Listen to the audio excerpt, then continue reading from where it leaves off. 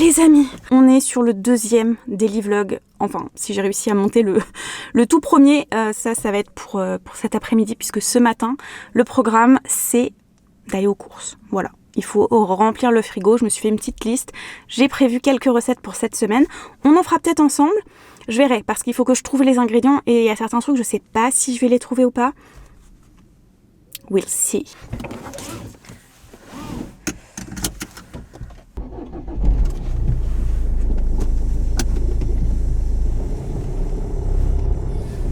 Ooh, the light!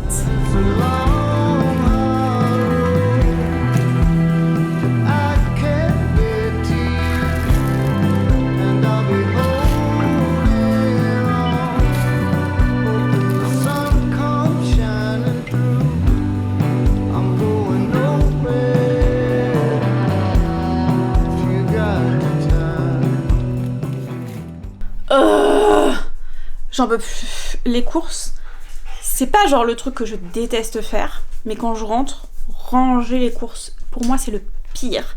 Vraiment, c'est là où j'ai plus d'énergie, plus d'envie, mais il va bien falloir. Donc je vais m'y mettre parce que là il y a...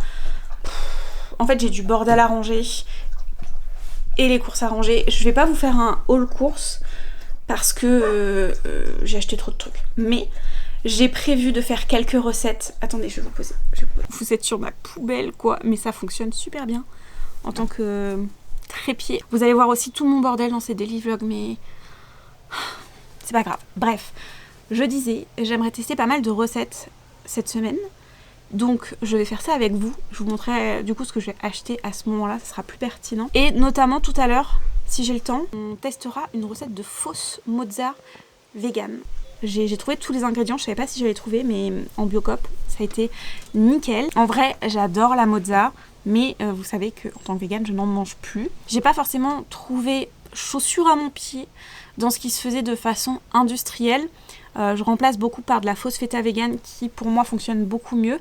Mais il n'y en avait plus à mon supermarché, donc j'ai bien fait d'anticiper et de me dire je vais tenter de faire moi-même une fausse mozza vegan parce que en vrai, ce qui m'a donné envie, c'est que hier, ma mère en avait dans sa salade et elle était pas mauvaise. Je l'ai goûtée et j'ai bien aimé. Ça n'avait pas forcément le goût de mozza, mais en termes de texture et avec les légumes et tout, ça ajoutait quelque chose. Et j'ai envie de me faire de la tomate mozza basilic. Donc bon, je sais que ça sera pas de la vraie tomate mozza parce que ça sera pas une vraie mozzarella, mais si je peux avoir un truc un petit peu... si je peux avoir le côté rafraîchissant de ce plat, je prends. Donc on testera ça peut-être aujourd'hui, si j'ai le temps, sinon ce sera demain, mais bientôt quoi. Je suis trop contente les amis parce que je viens de recevoir le message d'une copine et jeudi on va aller faire une activité ensemble, un truc que je rêve de faire depuis des mois, et quand je dis ça, je ne dis pas ça en l'air parce que j'en parlais déjà avec mes amis. Ah, ça c'est peut-être elle d'ailleurs. J'en parlais déjà avec mes amis pendant les Utopiales, donc en novembre, et ça faisait déjà un moment que j'avais envie de tester. Et ce qui est marrant, c'est que dimanche, j'ai appelé aussi pour prendre rendez-vous pour commencer cette activité. Donc en vrai, je vais le faire 2 fois cette semaine. Je vous dis pas trop ce que c'est. Il y en a qui le savent déjà parce que voilà, les membres Ko-fi savent de quoi je parle normalement. Mais on va garder ça secret jusqu'à au moins jeudi. Je suis trop contente de le faire 2 fois dans la semaine en vrai. Trop hâte de vous montrer ça. Et en plus, comme on sera 3 pour cette activité jeudi, et que je serai pas toute seule avec la prof, eh bien, je pourrais peut-être filmer un petit peu. J'aurais peut-être moins peur de filmer. On verra. Je vous tease pas trop parce que ça se trouve, je filmerai pas du tout. Mais tout ça pour dire que je suis trop contente. J'ai trop hâte. Bon allez, maintenant faut que j'aille ranger les courses parce que vraiment, 1, il faut que ça soit rangé, 2, j'ai trop faim. Donc let's go.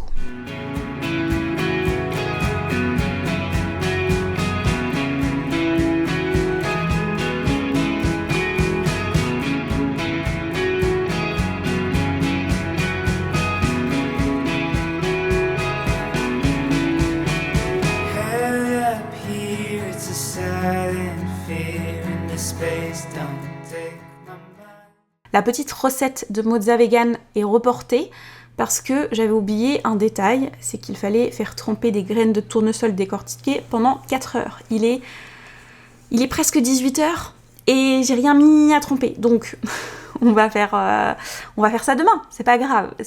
Et là, je vais aller me poser, je vais aller lire, je vais peut-être en profiter pour vous parler de mes dernières lectures que j'ai pas mentionnées encore en vidéo. Je pense qu'on va faire ça. La semaine dernière, pendant mes vacances, j'ai lu La part sauvage de Ferran Gallar. Il y a une couverture normalement par-dessus, mais je l'ai pas là avec moi, donc... C'est un livre qui est sorti très récemment chez Gellmeister. Oh, le petit bonjour de Snow du jour. Tu sens la tomate? T'as été dans la serre. Oui, t'as été dans la serre. Oh, mon bébé. Voilà, dès que je m'assois par terre, il y en a une qui arrive pour des petits câlins. Je disais donc, c'est un livre qui est sorti très récemment chez Gellmeister. Ce qui m'avait attiré dans ce récit, c'était les mots-clés anthropologue, primate, réserve, paradis africain pour naturalistes. Vraiment, j'avais très envie de cette ambiance-là. Et à la fois, je l'ai eu, mais en même temps, j'ai été déçue parce que, oui, on est dans ce contexte, mais je pensais que ça allait beaucoup plus servir le récit, ou en tout cas, je m'imaginais peut-être quelque chose de plus nature writing que ce n'a été vraiment. En fait, on commence l'histoire avec Paul, qui est donc le fameux anthropologue qui travaille dans la réserve de Gourelle pour étudier les primates. Il s'y sent bien, tellement bien que pendant les 100 premières pages, on a toute la description de sa vie sexuelle avec ses employés. Vraiment des passages qui m'ont marqué. Si Mathieu était là, je pense qu'il pourrait dire à quel point j'ai levé les yeux au ciel parce que ça m'a gonflé, quoi. Mais bon, je me suis dit que j'allais quand même continuer parce que j'avais vraiment envie de voir en quoi cette réserve allait apporter quelque chose au récit. Et pas grand chose. Ça sert un contexte pour une espèce de petite enquête qui arrive à un moment donné dans le récit, mais en soi, ça apporte rien de plus que du contexte et un environnement un petit peu différent de ce qu'on a l'habitude.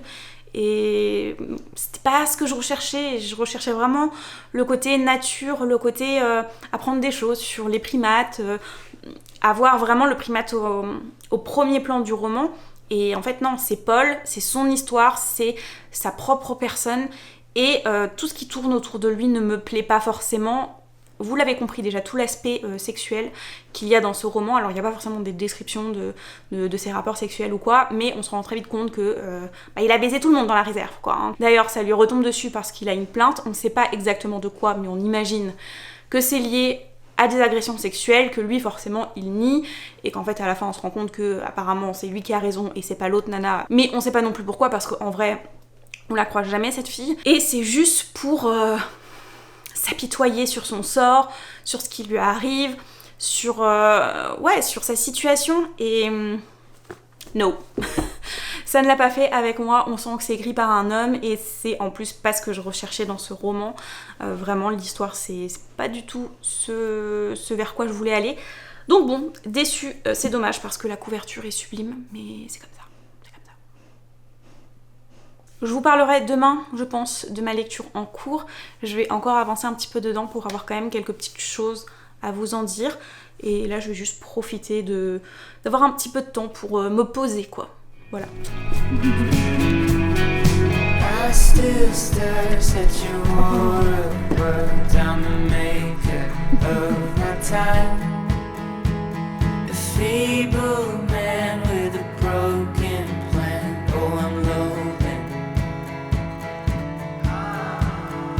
Make my bed on the grey and sit in my meekness sends me love.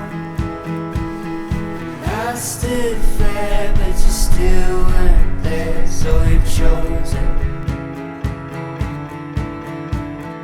White, I'm drowning in the water hole. Tight,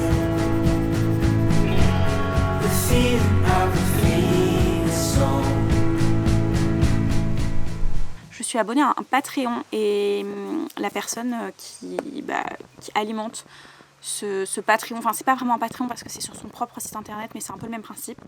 Bref, chaque mois elle met un thème avec des prompts pour chaque jour, et là c'est ce que j'essaye de faire. Donc le prompt c'était serviette de plage et dessiner tout ce qui est vêtements, tissus, etc. Je trouve ça compliqué, donc c'est pas fou ce que j'ai fait, mais bon, voilà, je reprends le dessin, donc j'y vais tranquillement. Je vous montre, voilà, c'est pas folichon. C'est pas folichon, mais bon, fais avec. Mais en vrai, le truc, c'est pas forcément de faire des trucs jolis, c'est juste de reprendre l'habitude de dessiner un petit peu tous les jours et reprendre la main, quoi. Donc, enfin, reprendre la main et apprendre aussi en même temps. Mais déjà, j'essaie de créer une habitude. Voilà. Et je vais mettre de ces petits prompts pour le faire. Et maintenant, lecture. Je suis au bout du rouleau, les amis. Je suis crevée, j'ai plus de batterie. Que ce soit sur ma caméra, donc je suis avec mon téléphone actuellement, ou personnellement, vraiment, j'ai plus d'énergie alors qu'il est que 19h. C'est ça, de vieillir, je crois.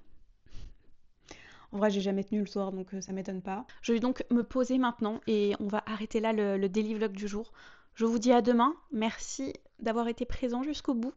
Et ouais, demain la mozza, quoi. La mozza vegan.